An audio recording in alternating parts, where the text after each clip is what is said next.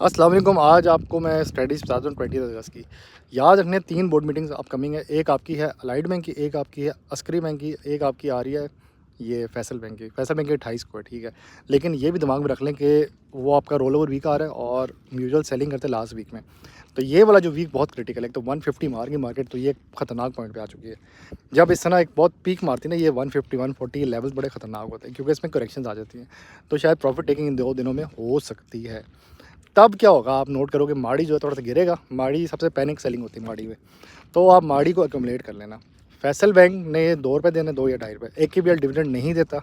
ये सिर्फ फरवरी के आसपास देता है, ठीक है, या कभी कभी दे देता है जून जुलाई में। अभी शायद ना दे, अगर दे दिया तो शायद कोई गेम बन सकती है। तभी पब्लिक ने बहुत ज़्यादा जमा कर लेता फैसल बैंक।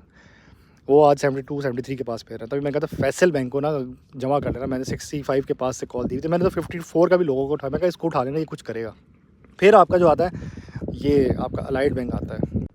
अलाइड बैंक इस वक्त 190 के आसपास फिर रहा है। इसने देना ₹4। तो जब ये ₹4 देगा तो शायद अगर सेम टू सेम डिविडेंड हो तो कभी कभार पब्लिक क्या करती है, जंप मार देती, पब्लिक निकलती है। वो शुरू का एक दिन ना थोड़ा सा एक डिप आ जाता है जिसकी वजह से पब्लिक बाहर आ जाती है। तब आपने फिर से एंट्री लेनी है। लेकिन मुझे लग रहा है नियर टू बोर्ड मीटिंग ये 200 के पास पहुंच जाएगा क्योंकि अभी 209 का एक एक्सट्रीम हाई लगा के वापस आया हुआ है। तो अलाइड बैंक को वॉच करें, ठीक है। मीज़ान बैंक का सीन ही है। मीज़ान बैंक झूले 2 और देगा, ठीक है। 2 झूले किस तरह के देगा कि वो 430 तक फिर से जाएगा और 435 तक जाने की कोशिश करेगा। लेकिन वो एक रेजिस्टेंस चार्ट 431 के आसपास बैठी हुई है जो शायद ना उसको उठने देगी। कितना मतलब आप एक स्टॉक उठा सकते हैं। मैं वैसे अगर मैं अक्लमंदी करूँ तो मैं मीज़ान की जगह कोई और स्टॉक की तरफ भागूँ। मैं इतना आप हाई प्राइस का स्टॉक कभी भी ना लूँ। इससे बेहतर मैं कहूँ आप एमसीबी अभी भी ले लें। वो लो पे है और वो डिविडेंड ज़्यादा देता है। लॉन्ग रन के लिए मीज़ान 500 तक नज़र आ रहा है, लेकिन वो फिर वो स्लेट हो जाएगा, फिर 250 का हो जाएगा। तो आप उस हिसाब से भी देख लें। सिस्टम लिमिटेड ने थोड़ा सा मायूस किया। मैंने कहा था कि एग्जिट कर जाना।